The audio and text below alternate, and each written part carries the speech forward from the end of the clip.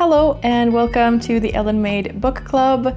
Today I want to do a wrap-up video for the month of May and talk a little bit about the books that I have read or not read, and some other fun things that happened.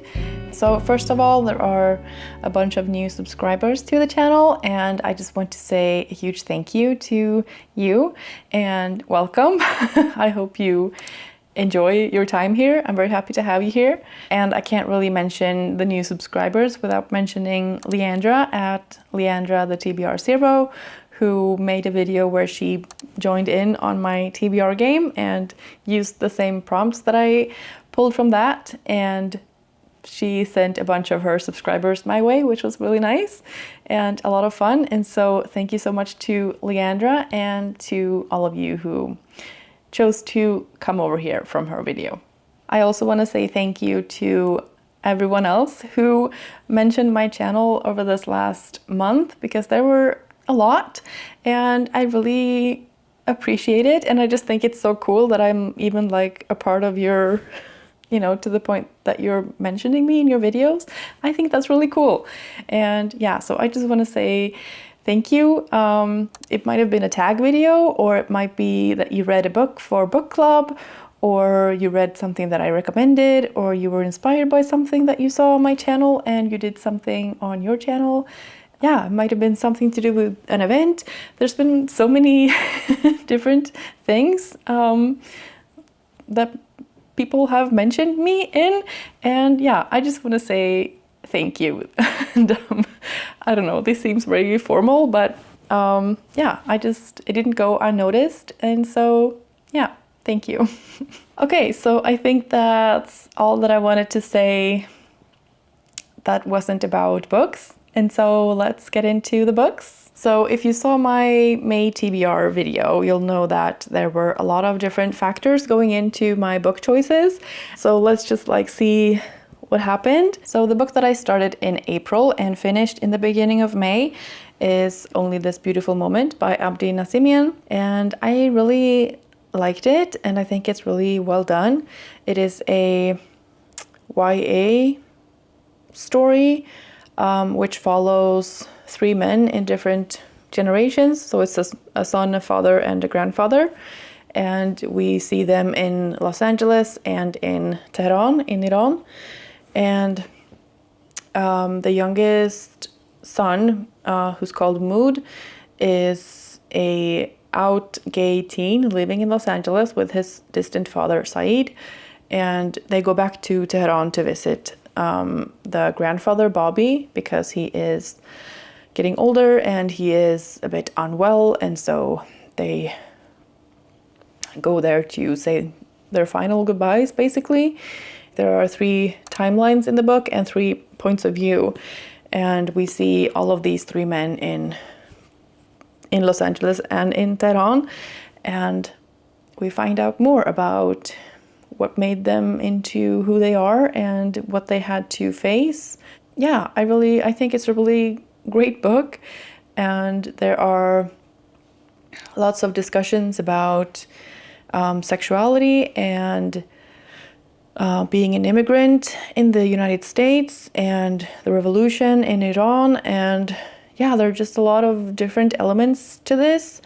And I think it strikes a very good balance between, surface level and digging really deep. It's somewhere in between. So it never feels too simplistic, I didn't feel. And it's also not super deep and super heavy. Yeah, I thought it was really well written and enjoyable to read. A little bit confusing at times to who are we now and which city are we in? Yeah, a little bit confusing at times to follow the different timelines and things, but it was really gripping and moving and funny, and it felt like different times and different places as we moved in between the different points of view. And so yeah, I really recommend this. If you want something to read for Pride Month, I would definitely check this out. I also think he has written a few other books that have gotten really good ratings. There's one that's called Like a Love Story, and that one is set in New York, I think, in the late 80s, during the AIDS crisis. Yeah, that's gotten really good reviews as well, so I might be interested to read that. I would say 4 stars for this one. I really liked it. This one I picked for the prompt YA back in April, and it also fit with the Asian Readathon in May, as it is partly set in Iran. The next book I picked up was Stolen by Ann-Helén Laestadius, and this is a Swedish crime novel which centers around Elsa, who is 9 years old at the start of the book, and she witnesses a crime, but she's too afraid to tell anyone about what she saw. She is Sami, which is the indigenous people of Scandinavia, and her family are reindeer herders, which is a huge part of the Sami culture. And so the novel follows the crime story and what happens with that. And we also get a bit of insight into the relationships between Sami and non-Sami people in Sweden. Yeah, there's just a lot of nuances to being an indigenous person, and like your heritage and political things and educational things and their way of life, and climate change and lots of things that affect a lot of indigenous groups everywhere. I learned more than I first thought that I did about the Sami people reading this book. And as far as the crime story goes, it wasn't exactly what I thought it would be, but I still enjoyed it. I think 4 stars for this as well. This one I chose for the prompt set in Europe, as it's set in the north of Sweden. And it also fulfilled the prompt of an indigenous author for the CLIMATHON 2024. The next prompt that I picked for May was nonfiction, and for that I chose 2 audiobooks which were both sort of fitting with the mental health May. So I started with Sure, I'll Join Your Cult by Maria Bamford. She is a comedian, so I was expecting there to be humor, and I was really intrigued by that contrast, like joining a cult and mental health, like those are serious topics. And so like the psychological aspect paired with that like comedy aspect sounded fascinating to me, and I was like, what is this gonna where's this gonna go? And like having a person who's like willing to join a cult, it's a good title. She narrates the audiobook herself, and I could not get very far in this audiobook at all. I did not enjoy the narration of it one bit, or even like the content of it. It felt very over the top. There are like sound effects, like screeching cars and like almost like a clown honk. Like it was just not what I had expected at all, and I didn't really enjoy it. It felt like it was recorded with a laugh track, but then the laugh track was muted, and like I didn't laugh, and no, it was not what I expected at all, and I was really disappointed. And so then I moved on to Agoraphobia by Caveney, and that was pretty much the polar opposite. Caveney narrates his audiobook as well, and he is like, this book is about agoraphobia, which is about the fear of going outside or like in open spaces. Like it said on the description that it would be about literary figures throughout the years who were also agoraphobic, like authors and characters through the history. And there were little sprinklings of that, but like not in depth at all. It's more Caveney telling his story and like situations that he lived through and how the fear started and things like that. And I think it's beautifully written, and I gained some insight, but I couldn't finish this one either, and it's only 4 hours. I think I made it like 2 hours maybe. And sometimes I would listen to it before going to bed, and I would just fall asleep so quick because of the way that it's narrated. And like, I don't mean to be disrespectful or anything, but it was just very low and slow and kind of depressing to listen to. And I really wanted to learn about the topic of agoraphobia. This just wasn't the book for me. Maybe it would have been better in physical form, but listening to the narration was not very enjoyable for me. I gave it a try and I kept on trying, but no, sorry. I'm not gonna finish that one. I did really appreciate the writing though. It felt like each and every word was like weighed carefully and chosen carefully. And yeah, so it's very sort of poetic and beautifully written. It was just not engaging enough for me, I guess. Let's move on to something a bit more fun. The Bandit Queens by Parini Shroff. I have mixed feelings about this book. I really like it. I like it as a book. I hate parts of this story, like with a passion. It is so infuriating and heartbreaking, and people said this was a fun time. Like, it's funny. It's written in a very funny way, and the characters are funny. But yeah, it's also really heavy and dark, and yeah, I was really mad very many times reading this. I think it's a very good book. It's very well written. It's enjoyable to read and also infuriating. I really enjoyed the way that the female relationships were portrayed in this book. They're not just like sweet little angels. They are a bit more coarse than that, let's say. I think it's an empowering book, and it makes me angry, and it made me laugh, and it made me cry, and it was heartbreaking, and yeah, I really liked it. And this one also gets 4 stars from me. I can't really say why it's not a 5. It might become a 5 later on when it's marinated in my brain for a bit. I'm not really sure. But for now, it's a 4 stars. I really enjoyed it. I definitely recommend reading it if you haven't already.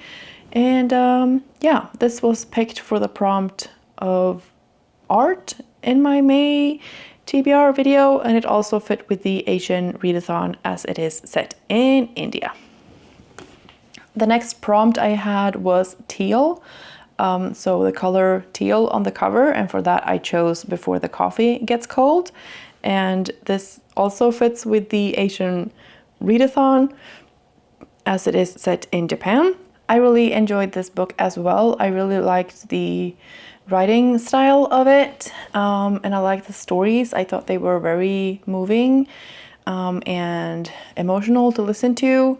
I could relate to a couple of them pretty well, and yeah, I just thought they were very sort of human, and I thought it was beautiful, and I really liked it. I think it's my first time ever reading Japanese literature at all, and so I'm definitely intrigued to read more of these books. I know there are more in this like series or collection of books with stories about this cafe, and so yeah, I would really like to read more of those. I listened to this on audiobook, and I thought the narration was really good. I think I'm giving this one 4 stars as well.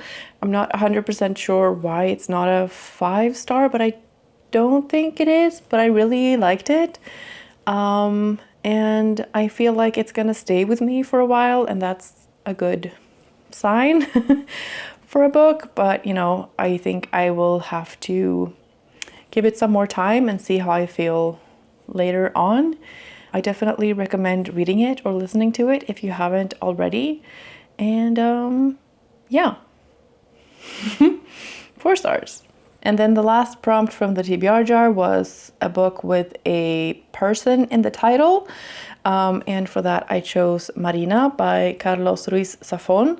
And this is a sort of YA horror story. It's not very long at all. It's a small little book, which I have at least started to read before, like a few years ago, but I don't think I've ever finished it. So I decided to pick this back up, and it also fit with the horror Mayhem event, which is now past and I haven't finished it. I'm at page 54 in this, but I'm really enjoying it so far. I'm also buddy reading this with Maria Belmont at Books and Bocadillos. If you don't follow her channel already, please go ahead and do so. She's lovely. And so far I'm really enjoying it. I had kind of, like, I know that I love this author's writing. And just like in the first few pages, I was immediately like, it just felt so good to be back in his writing. Like, it's just so beautiful. And this is the Swedish translation, so it's not even the original language, and it's still, I'm just in it. It just sucks you in. It's already creepy right from the start. We follow a boy whose name is Oscar. He is 15 and he is at a sort of boarding school, and he meets this girl called Marina who lives in a sort of abandoned house. Well, it's not abandoned because she lives there. And they go looking at things, and there's a graveyard, and yeah, lots of spooky things. It's really creepy. It's like that feeling when you see something and you just run away from there as fast as you can. I'm really enjoying it so far. I love the writing. I love the atmosphere of it, and I can't wait to finish this. It's always a little bit of a resistance, I feel like, when you've started the book and then not finished it, and then you're gonna come back to it and like start it over. But I don't really mind at all having done that now, and I'm really happy I did.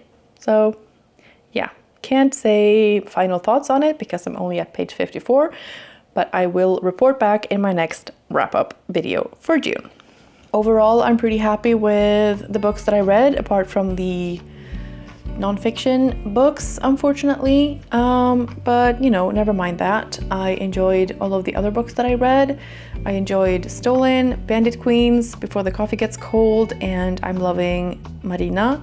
And I also liked Only This Beautiful Moment, which I finished at the start of the month. The reading has been a bit slow for me this month, but I'm, you know, trying to be kind to myself and also just keep going and I'll get there when I get there.